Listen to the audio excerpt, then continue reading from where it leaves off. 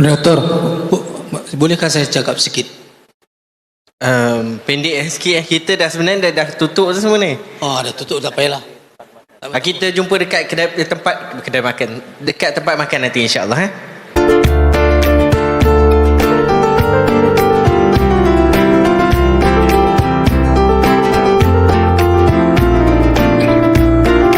Soalan kepada Kiai Idrus Lamri. Ada 3 soalan berkaitan dengan Wahabi. Yang pertama, adakah Wahabi agenda Yahudi? Ini juga ada soalan di Facebook. Kemudian, apakah hukum makmum solat berjemaah berimamkan imam Wahabi? Dan yang ketiga, sebagai pendidik, adakah saya perlu mengingatkan tentang bahaya Wahabi kepada pelajar-pelajar saya?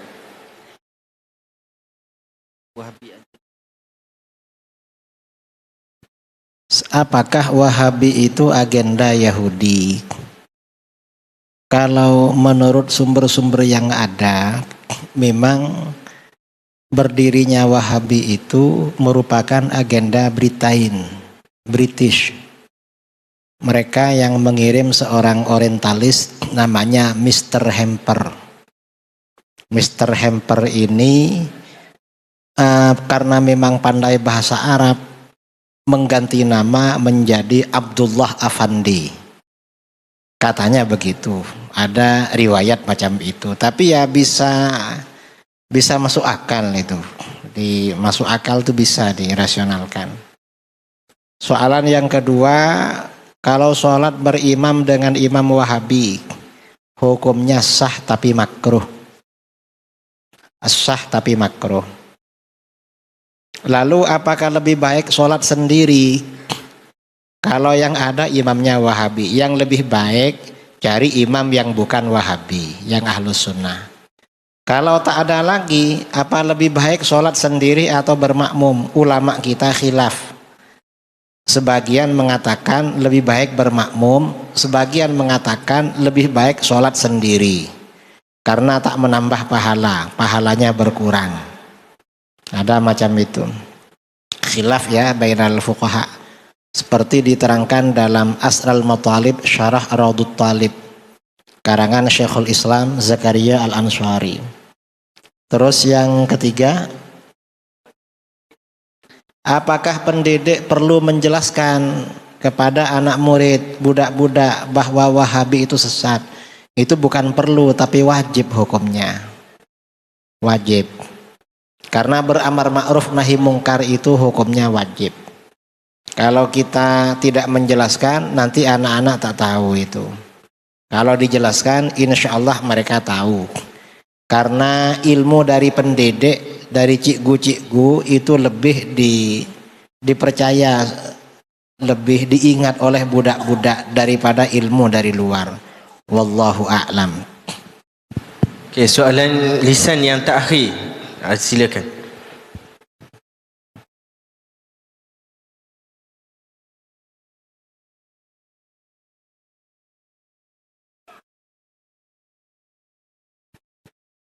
Bismillahirrahmanirrahim. Assalamualaikum warahmatullahi wabarakatuh. Ana Muhammad Firdaus bin Haji Arifin, pegawai JAKIM di penjara Tapah. Pertamanya ana mohon keizinan kepada tuan-tuan guru, para syekh, asatizah, para ulama, para alimat atas pertanyaan ana jika ada keterlanjuran ataupun tidak selayaknya. Apabila panel menyebutkan tentang Daesh ini kebanyakannya berfahaman Wahabi sehingga mengkafirkan, dia memang tidak dinafikan. Isu mengkafirkan kepada penentang hujah mereka ini merupakan cara mereka dalam mujahadah, dalam berhujah. Sehingga kan sebagai pengalamannya, semada daripada Ustaz Engku sendiri sebagai panel radikal juga pernah dikafirkan, termasuk di Riana juga dikafirkan.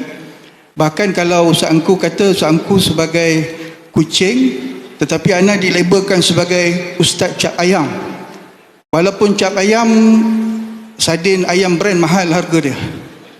Namun begitu, dalam isu mengkafirkan, saya ingin kongsikan antara sebelum saya bertanya, ahli majlis fatwa negeri Perak pernah mencuba untuk berdialog dengan Daesh, tetapi akhirnya kedua-dua ahli majlis fatwa ini dikafirkan di hadapan mereka. Itu yang pertama. Apabila kita melihat panel membentangkan tentang menyebut masyhur di kalangan Wahabi, antaranya Ibn Taymiyah, Muhammad bin Abdul Wahab, tetapi tak kurang masyhur juga ada satu tokoh Albani. Mungkin panel boleh menyebutkan tentang kedudukan Albani terhadap pada perspektif mata Wahabi.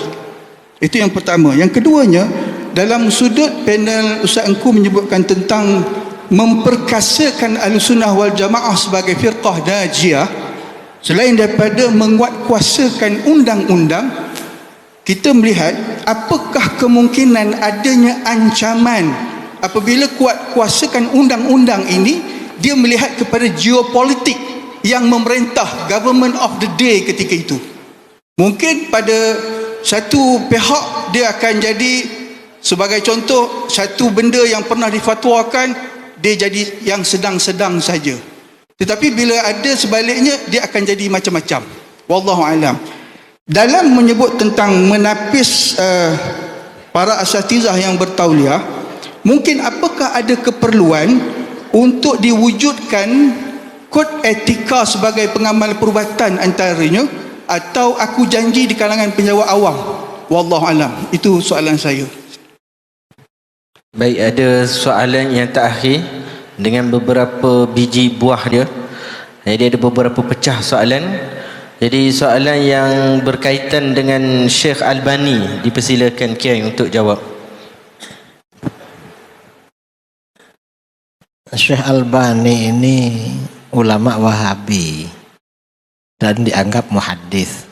Kalau kita ya tidak merujuk kepada Syekh Albani karena beberapa perkara. Pertama, Syekh Albani ini tak punya guru dalam ilmu hadis. Bahkan gurunya, saya baca ini ya, ada orang Kuwait, pelajar Kuwait menulis disertasi atau skripsi ketika dia di university tentang Syekh Al-Albani. Ternyata gurunya cuma 5 orang, dan itu ketika ibtidaiyah. Jadi guru sampai ke atas tuh tak ada. Jadi memang otodidak, belajar sendiri. Itu yang pertama. Kemudian yang kedua, Syekh Albani ini Wahabi. Sebagai Wahabi, Syekh Albani di dalam mentashih dan mentad'if hadis ini sering dipengaruhi oleh Wahabi. Ini pernah Syekh Albani dalam kitabnya Sahihul Jami'is Shaghir wa Ziyadatih dan kitabnya Silsilatul Ahadits As-Sahihah menilai hasan hadis tentang tabarruk. Karena Rasulullah sallallahu alaihi wasallam yab'atsu ilal matahir fayu'ta ilaihi bil ma' fayashrabuhu yarju barakata aidil muslimin. Hadis dari Ibnu Umar. Kata Albani hadisun hasan. Akhirnya hadis ini oleh ulama ahlu sunnah dijadikan dalil untuk mengecam Wahabi. Wahabi katanya bertabarruk dengan selain Nabi itu syirik. Lah ini ada hadisnya. Dan kata Syekh Hukum ini hadisnya hasan. Gimana? Berarti Syekh Hukum ini gimana? Akhirnya orang-orang Wahabi ziarah kepada Albani. Syekh, ini macam mana ini? Gimana? Menurut kita bertawassul dengan selain Nabi itu syirik. Lalu terus ini Syekh menulis hadisnya hasan. Di mana itu? Ini di Sahihul Jami'is Shaghir dan Silsilah Ahadits As-Sahihah. Karena Albani tak hafal sama kitabnya sendiri. Akhirnya apa? Kata Albani, nanti saya tulis lagi hadis dhaif. Didhaifkan habis itu. Ini Albani ya, memang aneh Syekh Albani ini. Karenanya kitab Albani ini antara yang satu dengan yang lain itu kacau, saling tanakut, bertentangan. Nah, Wahabi, mengapa Wahabi mempopulerkan Al-Albani? Karena Wahabi gak punya ahli hadis. Ahli hadisnya ya Albani.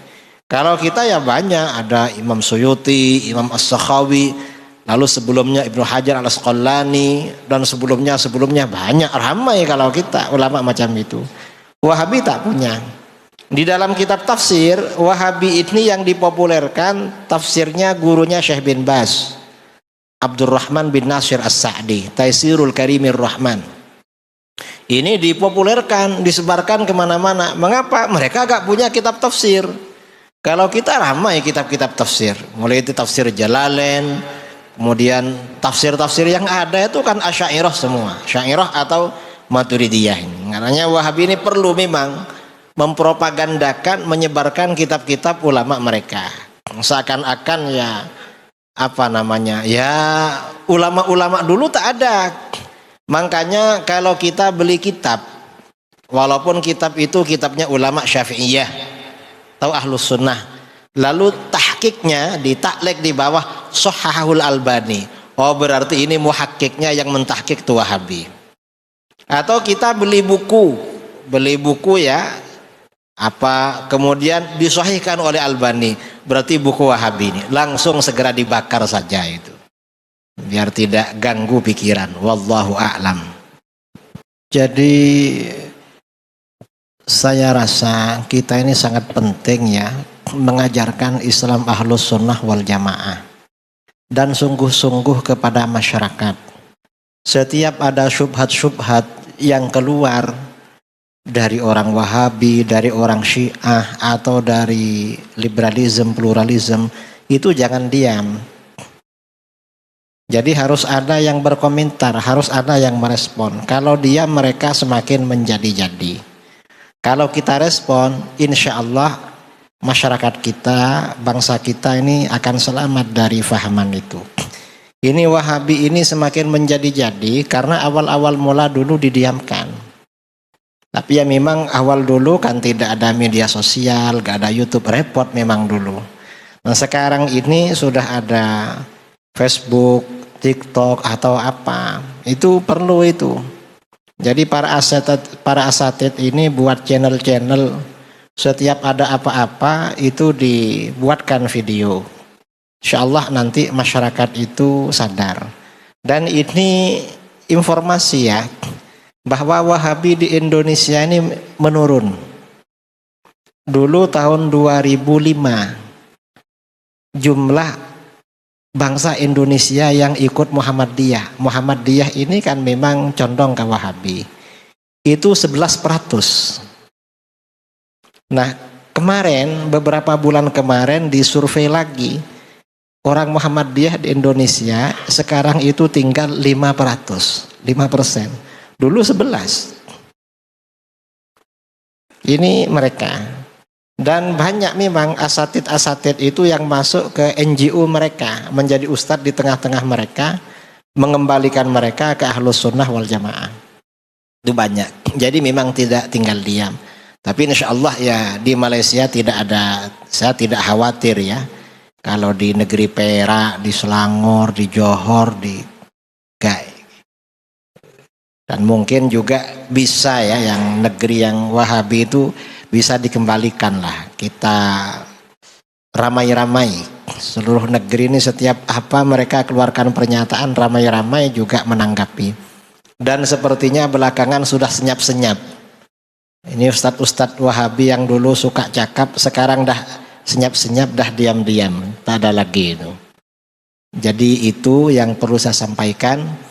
Dari saya kurang lebihnya mohon maaf yang sebesar-besarnya.